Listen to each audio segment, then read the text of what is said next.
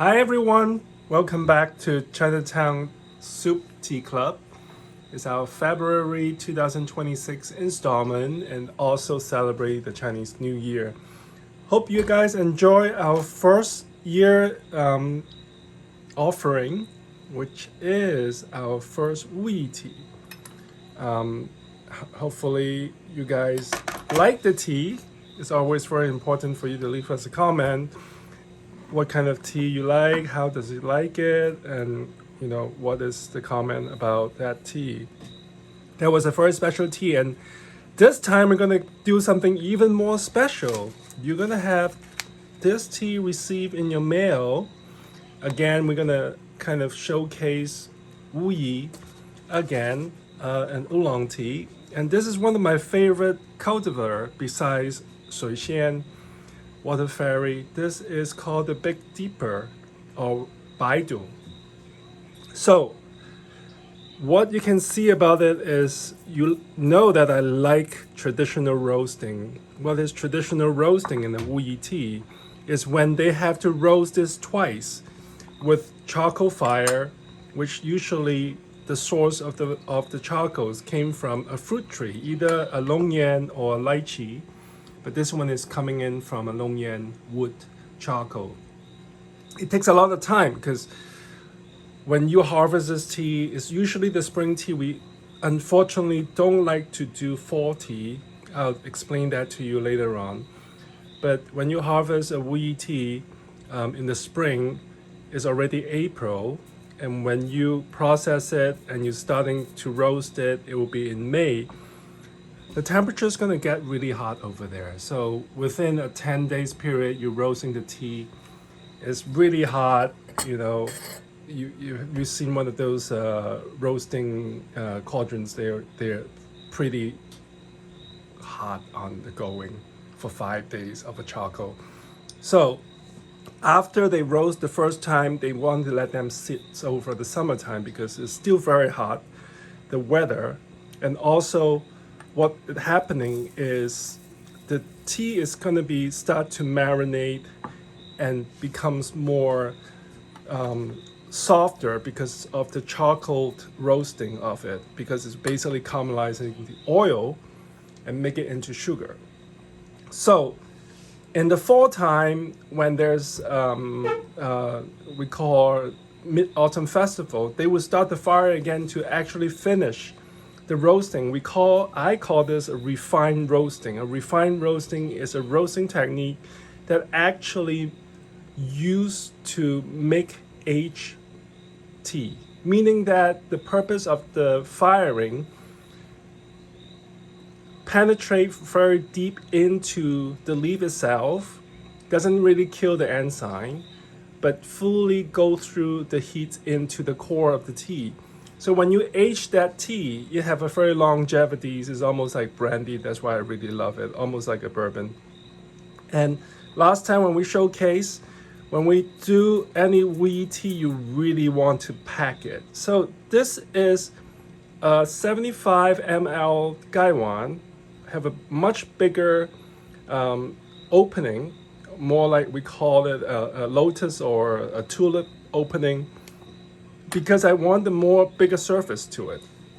But you really want to pack it. You really want to make an espresso out of this. So it's really high ratios of tea leaf to water ratio. And of course, I have to preheat everything, and we already done that. When you insert the tea into it, you really want to see how the bubbling of it goes into it, because it will create a lot of bubbles. And that's very typical on any high fire oolong tea. The bubbling is because they're changing the structure of the tea leaf into more alkaline, and that's create almost like a bubbling effects into it when you roast the tea. So important things to do is to open it up with hot water and let it sit a little bit, and you can see how packed this is. And when you smell it, I was like, wow, the honey I can't even explain, which this is usually something I go for when I'm feeling low energy to it, and it's really something that can actually water your mouth. If you feel like that I don't have appetite or anything like that, when you open up a tea like this will actually make you hungry because it's very savory. There's umami going on in it. There is a very particular characters of Bei Dou, or the Big Dipper, which is green peas. Green peas is a very, very special characters into this. And so you can actually see if you can find that taste. So you can see this time we have so many things going on in here. We got a little like thing with all this tool in it. I want to talk about tool. When we, as a Chinese culture, the first thing when you learn something, they would say, if you don't have the right tool, why bother? So of course, that's a great thing for me because I love to get excited of buying, collecting stuff, little things, little gadgets. As you give me an excuse to do it, I'll go crazy on it.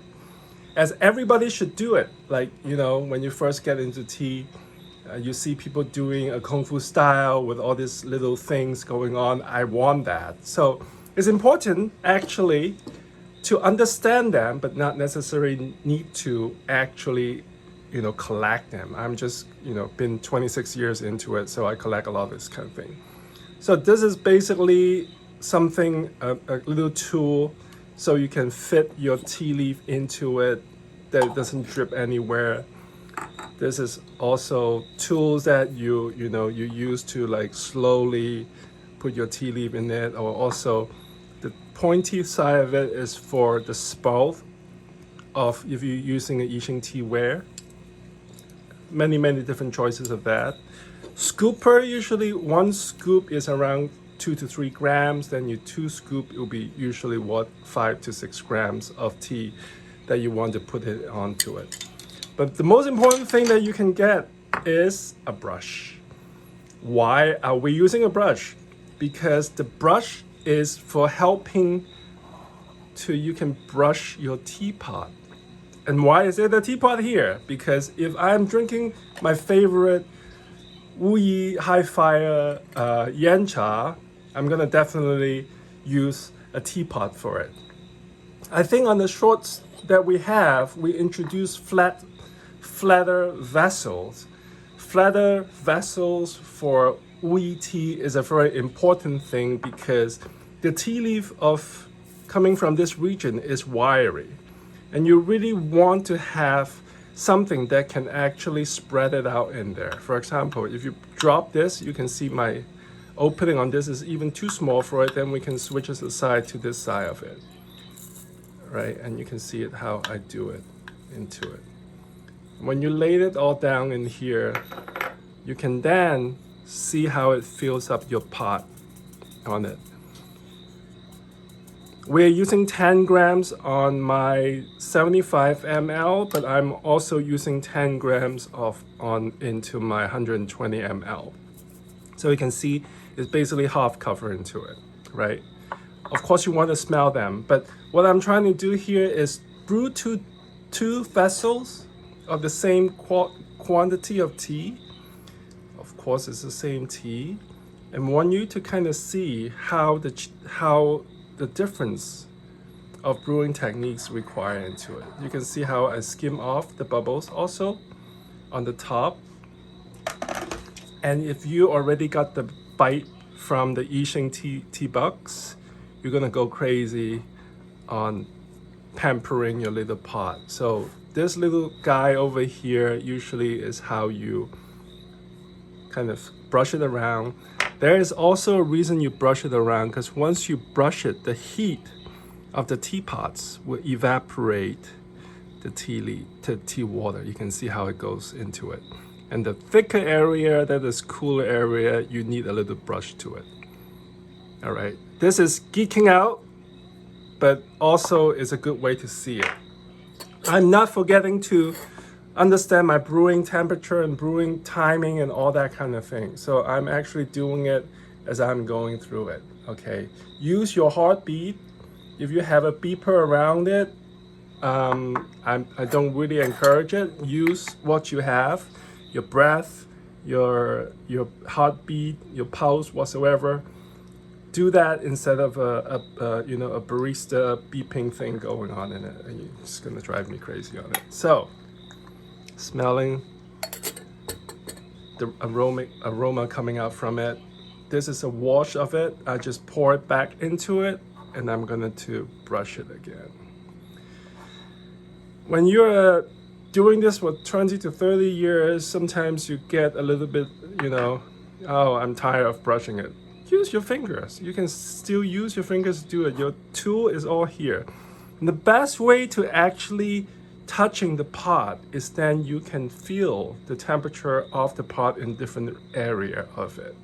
And you can kind of feel how hot it is. Just like cooking. If you're cooking a protein and you put it on a skillet, and you can kind of see how the heat transfer into that protein, and you can see how it's cooking per se.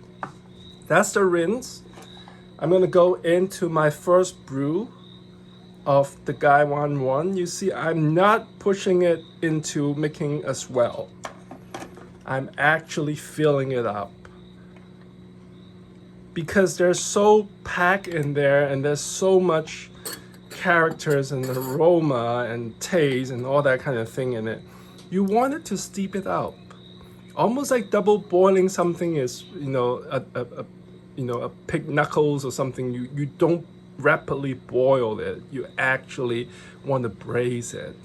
The more you give the gentleness into it, the more the flavor come out gently. Even though I have two different vessels, this is my one-person cup, which I'm so greedy, like 75 milliliter of tea right there. And then I'm gonna go into my xiang, and that's for Michelle. This is her little red cup for the red fire horse, I think this year. I don't know, with butterfly of it, of course that's her. All right. So, pushing this back, again, adding another layer of heating into it. When you're using a xiang teaware, you can actually judge it by the evaporation rate of the surface of the teapot. And then you touch it, it's almost, hurting you, but not really. Okay, so we have that. And then we're gonna pour it over here.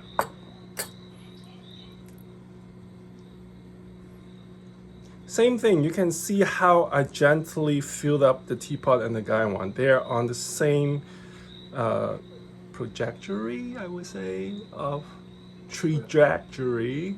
Michelle is here to correct my English. How do you call it? Correct. Correct. Okay, correct is what I need to know. So you can see there's a 2 cup in here. Forget about the coloring. What you want to see and observe is the reflections of the liqueur. You see how clean it is? You see how there's really nothing floating or moving or whatsoever, but there's a very clean sheens. And that's what we are always looking for to that. And here's a cup for Michelle. And here's a cup for myself. So we're gonna slurp it and see how it works.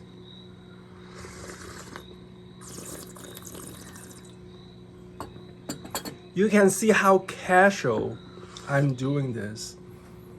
If you take a look of 2 episodes before, when we're doing the duck shit and all those Phoenix Danchong, I'm so careful. This one, I'm gonna be chilling out to it because this is a very chill tea. This tea requires you to kind of forget about things.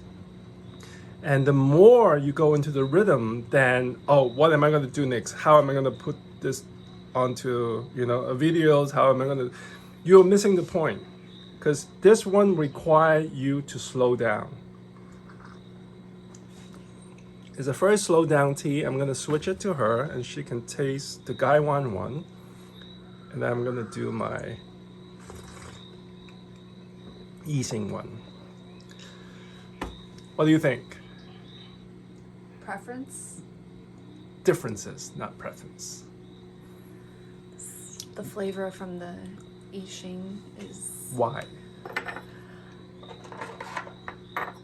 That's $1 million question. Why, right? I imagine it has to do with the clay, but it's so much fuller to me than the Gaiwan flavor. Okay, so the Gaiwan is more pungent, the xiang is more smooth and gentle or wholesome, you can say. Is that what you're trying to say? Sure. All right, so Definitely different. so that's a very big difference about xiang, and everybody have their own preference about xiang. Okay, traditionally when you are matching the clay to the teapots, you want to match it by the color usually of the brew that you're going to brew out. So the deeper the darker, something like this, you don't really use a darker pot to do green tea. And there's no reason to use a xiang pot for green tea anyway. Just because I am such a bad person to say that. But it's true, when you have a green tea, you really want to express the freshness and the greenness and all this L-theanine coming in and the catechins and all that. You don't really need a xiang teapot, a clay pot for that. You want it to express in something very much porous on this. The xiang actually soften it because, first it takes out a lot of the oil, it sucks into the clay. It softens it out and also marry it together. The gentle heating is almost like when you use a clay pot to make rice. It's very different than you using a stainless steel pot to make rice. There's a very softness to it, and that's something that you can go into it. Again, it's a rabbit hole, of course, but the more you understand that, the more you kind of fine-tuning the taste of tea and choices. And all this kind of gadget is going to be necessary with the teapot. Don't go crazy on it. I used to have so many of it. This is the only surviving group that I have so far. A lot of them are already in storage. So, second brew, I'm going to brew that out. This is going to be changing because this is still my xiang brew in here. So the xiang brew is in the glass and the Gaiwan brew is in the cup. So what I'm going to do is to do that right now. You can see it's almost a 5 minutes brew. And I encourage you to do something like that with your sample, because when you are brewing Wuyi tea, especially old Oolong, if it's light, there's no point to it. It's almost like having a really cast-strength, beautiful bourbon or whiskey, and you diluted it with all water and ice. So what is the point, right? So now, when we do it, a concentrate, you can see how deep the color from the Gaiwan coming out from, and how much is the one from the xiang ware. So now, another tasting on that. And what's gonna hit you is the minerosity of the locations. This is from Bei Dou's Yan, which is one of the summit in Wuyi Mountain, the preservations area. There's a lot of granites in there. There's a lot of stream coming down from it. So there's a lot of minerosity into it. And when you roast it properly, like a traditional roast, you preserve all that mineral and let them slowly age. And that's the whole point. And it only can take time about it. You can see she already gobbled down half of this cup, and she would probably get pretty high on this.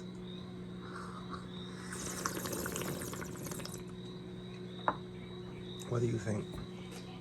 So different. But still the same tea. So explore it. And Michelle, have something more to say on that? No? Explore it. I encourage you to use different kind of vessel to play with your your 11th installment of our tea. This is a very special tea, and it's one of my favorite again. And this is, you can't really screw it up, no matter how you do it. It's like an old pour, you can't really screw it up. The only thing is, if you really become aggressive to it, it will become aggressive to you also. So, you know, pick your battle on that.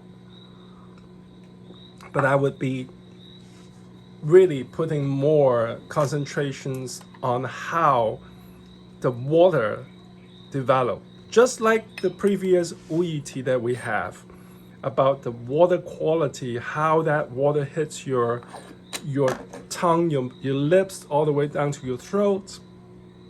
Understand that if you still have a little bit of that last time golden peonies, which is a very rare varietals or cultivar, do a side-by-side take on it. And you can find out why I said that is a very interesting tea, because it's coming out from Anxi province, with half of it being an Anxi Taekwonyin into a Wuyi cultivar to mix it two together. Okay.